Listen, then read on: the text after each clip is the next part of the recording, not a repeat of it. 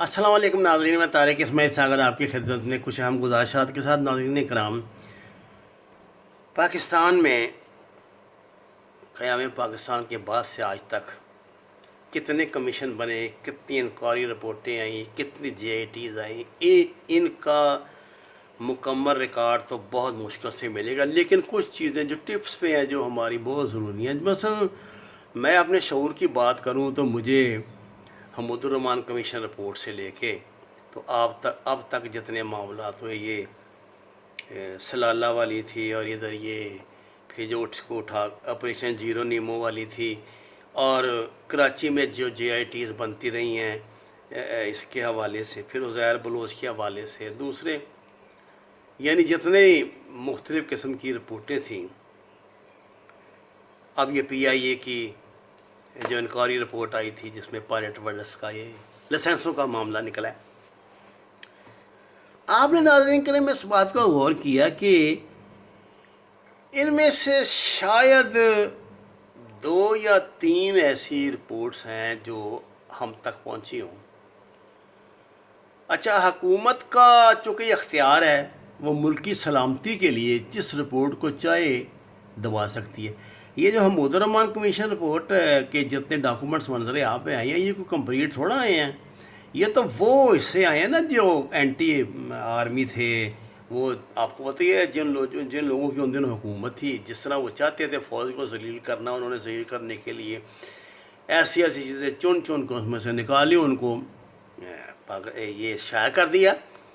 جو اچھا یہ شائع نہ ہوتے اگر اس کا جو خاصا کنٹینٹ تھا، اگر اس سے پہلے وہ انڈیا کے ایک پرچے میں شائع نہ ہو چکی ہوتی، پہلے وہاں شائع ہو گئی تھی. میں نے جو کتاب لکھی ہے نا آخری سگنل کی کہانی، اس میں وہ انڈیا کے رسالے کی جو انگریزی میں چھپی ہوئی رپورٹ ہے وہ لگائی ہوئی ہے پوری.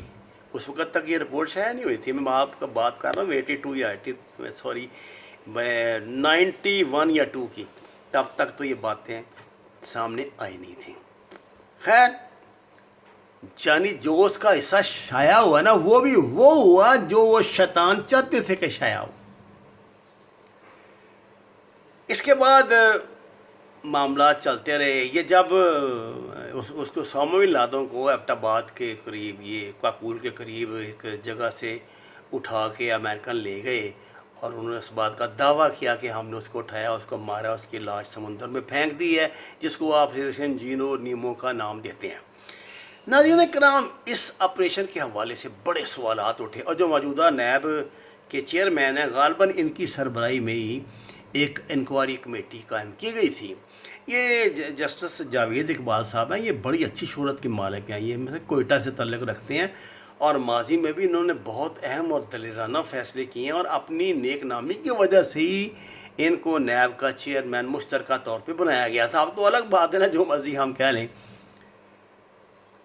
اچھا جی، جب یہ اسامہ بن لادن والی رپورٹ، تو بڑا ہی معاملہ سینسیٹیو تھا. دیکھیے نا، وہ ایئر فورس کی اس پہ سوال اٹھا، کارکردگی پہ آرمی کے اٹھائے، کچھ اٹھا. عدالت نے باقاعدہ اس کا نوٹس لیا، جس میں پھر جنرل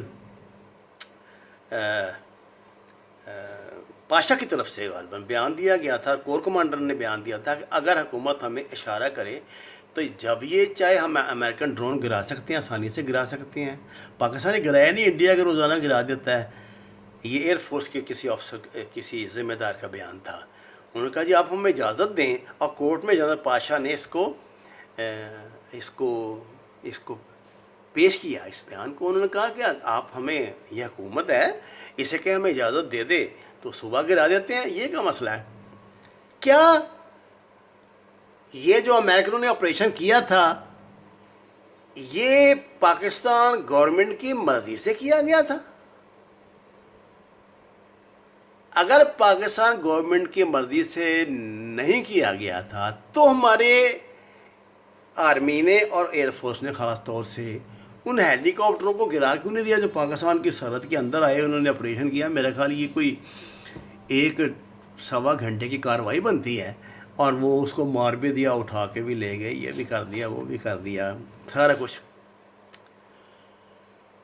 یہ ایسے بڑے پیچیدہ نوعیت کے سوالات ان دن اٹھے تھے، جس پر حکومت کو مجبور ہو کے یہ انکوائری کمیٹی قائم کرنی پڑی کہ جناب اس پہ باقاعدہ کمیٹی بناؤ اور اس کی رپورٹ پیش کی جائے کہ آخر یہ معاملات کیسے ہوئے. اس پہ مطلب 4-5 جج تھے اور سینکڑوں گواہیاں اس میں ہوئی تھیں. ان میں بڑے بڑے جرنلسٹوں کی، موقع کے گواہوں کی، جرنیلوں کی، ایئر فورس کے افسروں کی، سب کی گواہیاں ہوئی تھیں.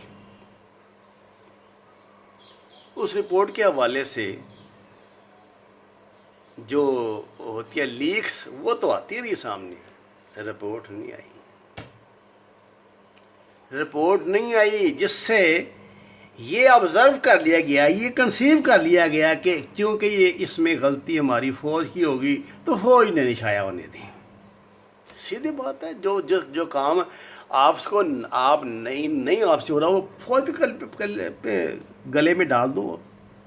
اب یہ مطیع اللہ جان اب بھی اس کو اغوا ہوئے 15 منٹ نہیں ہوئے تو ادھر شروع ہو گیا تھا حامد میر اور یہ طلعت حسین اینڈ پارٹی جو ہے کہ جی اس کو تو آرمی والوں نے اٹھایا. اچھا موقع پہ پولیس والے کھڑے ہیں، پولیس کے وردی والے کمانڈو کھڑے ہیں، یہ کھڑے ہیں، اٹھایا آرمی نے ہے جی. بس وہ اٹھا ہی نہیں سکتا جی، اس کے علاوہ کچھ کر ہی نہیں سکتا. کسی کی جرت ہی نہیں ہے کہ دن دہاڑے اس طرح بندے کو اسلام آباد سے اٹھا لے. خیر ابھی تک وہ مہمہ حل نہیں ہوا، حالانکہ کوئی اتنی بڑی گیمک نہیں ہے. اب دیکھیں نا، اب قریب 72 گھنٹے سے زیادہ ہو چکی ہیں، چوتھا غالباً دن ہے. تو وہ بیان دے دیں. مطیع اللہ جان کیوں نہیں بیان دیتا اس کو کس نے اٹھایا؟ وہ اتنا چوچا تو نہیں ہے اس کو نہیں پتا ہوگا کہ کس نے اٹھایا. اس کا نام لیں. یہ کیا جی میرے منہ پہ ٹیپ باندھ دی، میرے ہاتھ کو یہ کر دیا، میری باں دکھتی تھی، میرا گوڈا دکھتا تھا مجھے. یہ تو کنکارڈ سٹوریز ہیں نا. اس طرح کی سٹوریز تو میں آپ کو 20 میں ناول لگا رہا ہوں، آپ کو 500 ایسی سٹوریز ابھی بنا دیتا ہوں. لیکن کیا پولیس کے ڈی آئی جی نے، جس کی عدالت نے ڈیوٹی لگائی ہے، عدالت کو بتا دیا جناب اس کو کس نے اٹھایا تھا یا کیوں اٹھایا تھا، وہ بندے گرفتار ہوئے یا نہیں ہیں؟ اس لیے یہ تو بہت معمولی بات ہے. یہ بلدیہ ٹاؤن والا ہوا، کیا بنا؟ انکوائری کمیشن بیٹھا تھا، جی آئی ٹی ہوئی تھی. انہوں نے جے آئی ٹی نے کہا جی یہ چور ہے. انہوں نے کہا جی نا جناب یہ تو حاجی صاحب ہیں، یہ تو کوئی مہینہ نہیں خالی جانے دیتے، جس دن عمرہ نہ کریں. جب اگر کوئی مصیبت نہ آ گئی ہو تو آپ کمال کرتے ہیں، اتنے نیک آدمی پہ الزام لگا رہے ہیں. ایک وہ تھتو پتو رکھی ہوئی ہے انہوں نے، بیچاری غالباً اس کے قسم سے بھی اپنی آواز آ رہا ہے، مجھے اس کا نام نہیں اب آ رہا. کیا ہاں آ تو گیا لیکن میں لوں گا نہیں. سیدھی بات ہے. اس نے، میں حیران رہ گیا، وہ اتنی غلیظ اور گندی عورت ہے. اس نے ثابت کر دیا کہ یہ جو 269 بندے جلے ہیں نا، یہ تو فیکٹری مالکان کی غلطی سے جلے ہیں، انہوں نے دروازہ لیا کے رکھا ہوا تھا. اس نے کہا جی یہ تو ایسی ہے، الطاف حسین پہ ڈالتے رہتے ہیں. اور وہ جو کہ سرخی پاؤڈر لگا کے بیٹھتی ہے بیچاری، موٹی میری طرح پر بیٹھتی سرخی پاؤڈر لگا کے. تو پاکستانی ایسی خواتین سے نا خاصے متاثر ہوتے ہیں جو بڑی تھوڑی سی انگریزی کہ 2-4 میری طرح فکرے آتے ہیں، وہ بھی بول لیا کرے اس میں.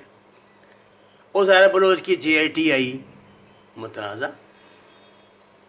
وہ بیچارہ جس کو پھانسی دے دی تھی آپ نے، وہاں راتوں رات پھانسی دے دی تھی. اور وہ یہ اس وقت حکومت ان کی تھی، میاں صاحبان کی، رات رات اس کو پھانسی دے دی قریب. اس نے لکھ کے بیان دیا، عدالت میں بیان دیا. اس نے کہا میں اقرار کرتا ہوں ہم سے کام کروایا گیا تھا، اس طرح کرایا گیا تھا، ان بندوں نے کرایا تھا. ختم.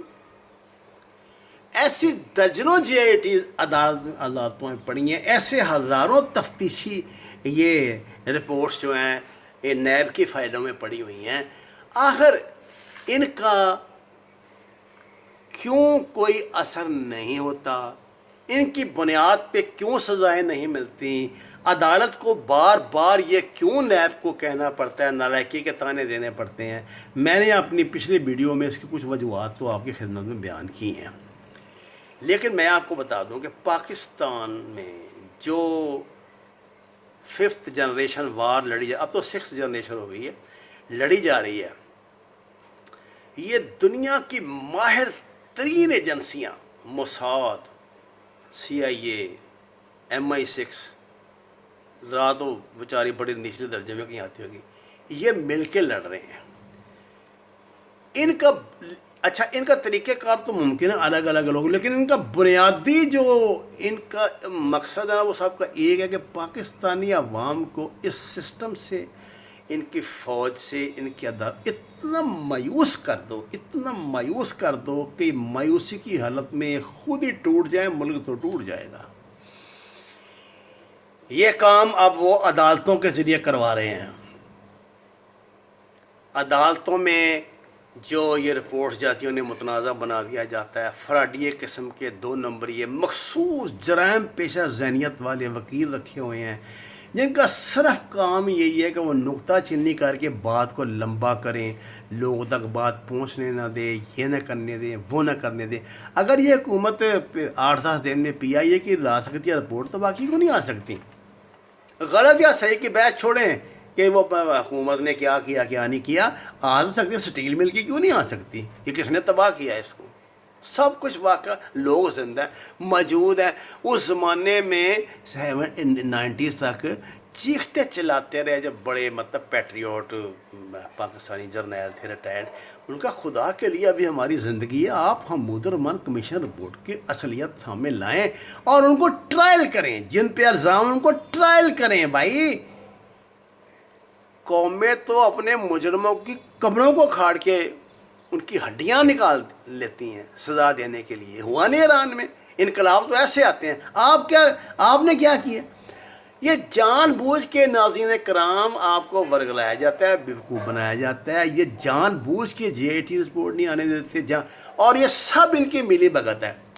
دیکھیے جو پارٹی آج برسر اقتدار ہے نا، اس میں اگر آپ ایک تحقیق شروع کریں کہ جو اس میں لوگ شامل ہیں، کیا وہ ان کے ابتدائی ممبر تھے موجودہ اس کے تحریک انصاف کے؟ نہیں۔ ان میں وہ بھی ہوں گے جو مسلم لیگ سے آئے تھے، جو نون لیگ سے، جو کاف لیگ سے، ان میں کوئی ایم کو ایم کے بھی ہوں گے، ادھر کے بھی ہوں گے، ادھر کے، اور اگلی مرتبہ وہی لوگ اور دوسرے نمبروں کے سائن لگا کے اپنے بوتھے پہ اور نمبر ٹانگ کے تو کسی دوسری پارٹی میں بیٹھے ہوں گے۔ یہ سب لوگ وہی ہیں، ان سب کے مفادات آپس میں جڑے ہیں۔ یہ کوئی اپوزیشن، کوئی جم حکومت، خدا کی پناہ جھوٹ، بالکل جو کوئی ان کی اپوزیشن نہیں، آپس میں اپنے جرائم کے معاملے میں اکٹھے ہیں اور نسل در نسل یہ جرائم کرتے آ رہے ہیں۔ اس کو بچانے کے لیے ضروری ہے کہ اس طرح کی وہ متنازع کمیٹیاں بنائیں، انکوائری کمیشن بنائیں، اس طرح کی رپورٹیں دیں، یہ کریں وہ کریں، اور وہ بڑے دھڑلے سے کر رہے ہیں۔ اللہ تعالیٰ ہمیں اس سے محفوظ رکھے۔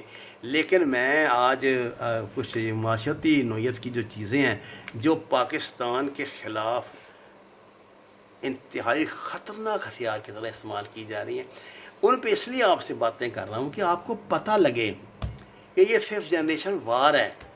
آپ کو اتنا یہ پاگل کر دیں کہ نفسیاتی طور پہ اس کو ہم نفسیاتی دہشت گردی کہہ سکتے ہیں۔ یہ نفسیاتی دہشت گردی ہے جو پاکستان کے عوام کے ساتھ ہو رہی ہے۔ اللہ تعالیٰ ہمیں اسے محفوظ رکھے۔